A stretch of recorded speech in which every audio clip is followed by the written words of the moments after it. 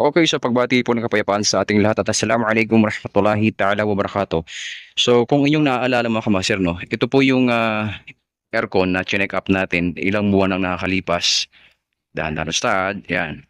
So ito ho yung, ano 'no, 'yan oh, medyo mataas 'to. Ito ho yung aircon na patay-sindi yung outdoor unit na 'to dahil sa sobrang haba po ng, tinakbo ng, ano na 'to, ng, copper tubing na 'to. So kaya po siya namamatay dahil sobrang haba na ho ng tubo mga kamaster. Madaling sabi, hindi sila binilikan nung nagkabit ng aircon na 'to. Okay. So sana 'no, 'pag nailipat natin 'tong, outdoor unit 'no, gumagana na siya, at least mamamatay. So sana 'no, hindi na siya mamatay dahil nga talagang kinakapuso ng bomba yung ating compressor mga kamaster. So ipa-pump down ho muna natin 'to, the same time ililipat na natin dun sa ano, sa malapit sa kanya. So dadaan ho tayo dito sa bubong 'to. Yan, dahan-dahan tayo. Yan, doon tayo dadaan. Yun. Okay.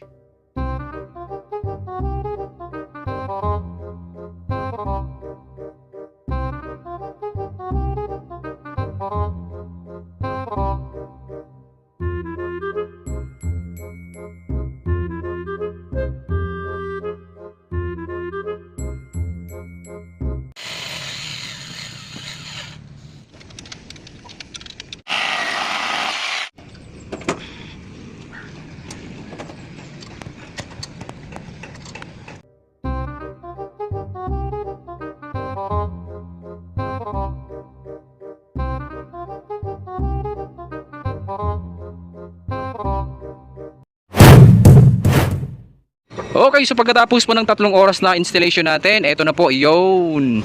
So alhamdulillahirabbil alamin. So 1:19 na ng hapon, yun. So mahigit 1 oras na po natin itong pinapa-under ka master. Alhamdulillah hindi na po namatay, yun.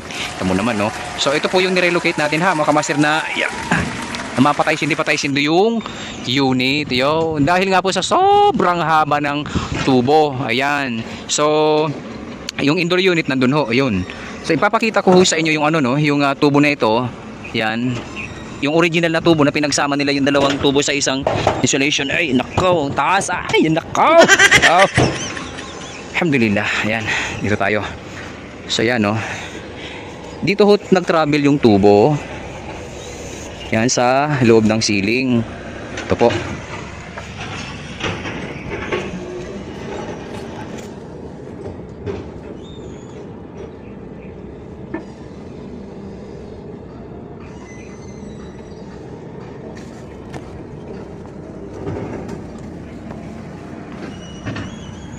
So yung nakikita nyo mga master, yun po yung pinutol natin tubo. So ito na yung bagong tubo natin. Okay? So ito po ay 6 meters pa. Ayan.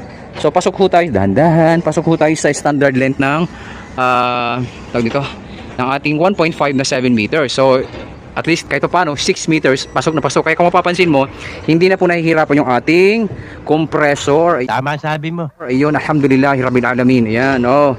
Siya'y kaganda, oh. Tsaka nakakalungkot dito mga kamaster, hindi na po binalikan ng ating service center yung minamahal na customer. Okay, simula nung ilang buwan na nakalipas, ano, na inano natin to, binlag. Kasi nga po, iba't ibang technician ang pumunta dito. Hindi ho nila napatino, hindi makita yung problema. Patay-sindi. So, nung tiningnan nga natin, sobrang haba po ng tubo. At naman ngayon, alhamdulillah, nung nakita natin na mahaba talagang tubo, sinintensyahan ho natin na malayo masyado. Ayan oh. Punta ho tayo dun sa kinaroroonan ng ano na to, ng unit na to. Almost ano to mga kamaster no, 15 meters ang ano natin dito. Almost 15 meters, 14 to 15 meters. Yeah. Yan oh. Yan. Ako, alas pa Spider-Man ang lalim. No, nanay. Andahan, ayan. Hop. Yeah.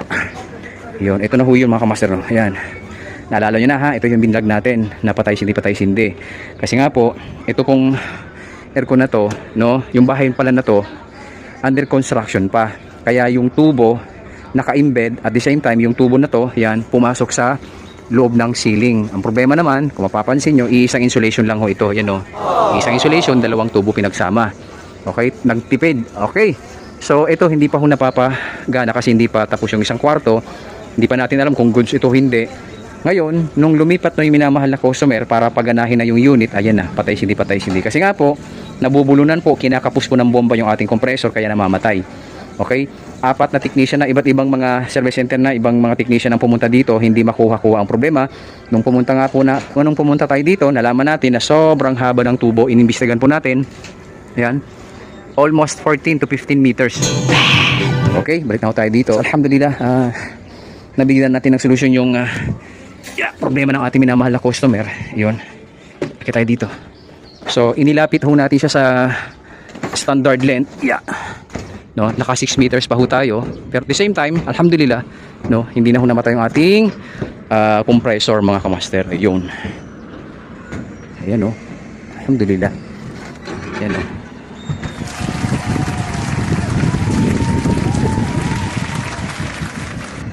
So dyan ho dumaan yung ating tubo. Ayan sa taas. Ayan, dito ho lumabas. Yun.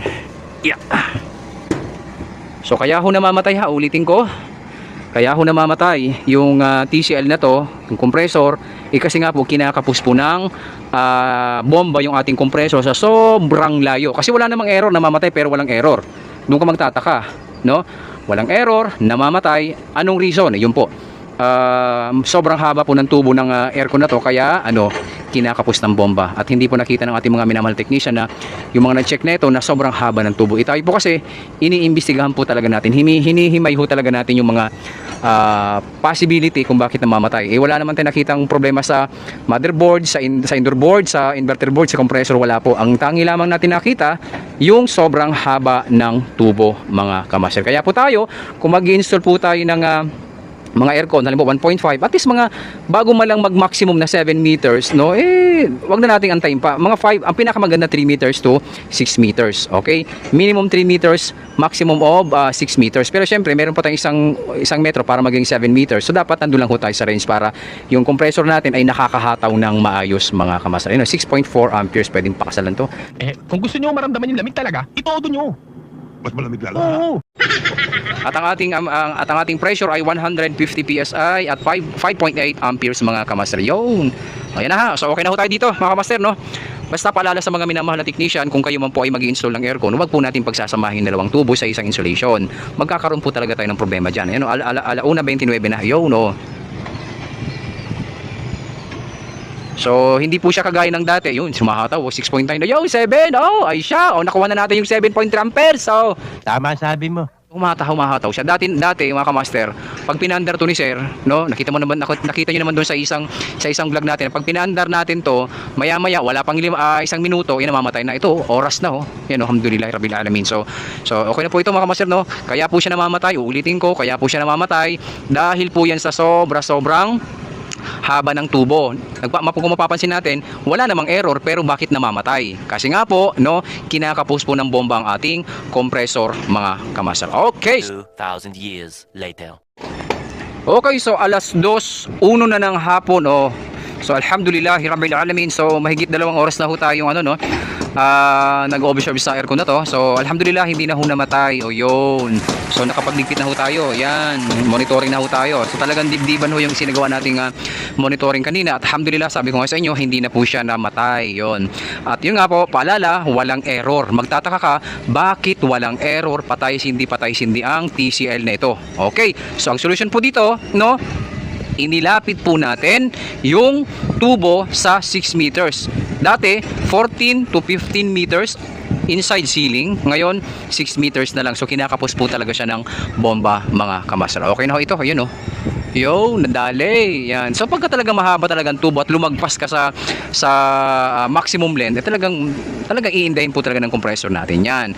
Kaya bawat capacity ng aircon may kanya-kanya po siyang may kanya-kanya po siyang standard length. Tama sabi mo.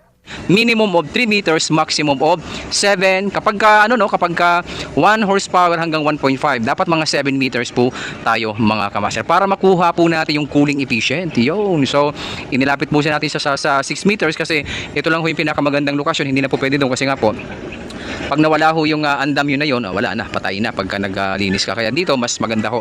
So nasa lilim pa ho tayo. Yun. Okay mga kamaster. So ang problema lamang ho nito, kaya patay sindi at walang error. Yun.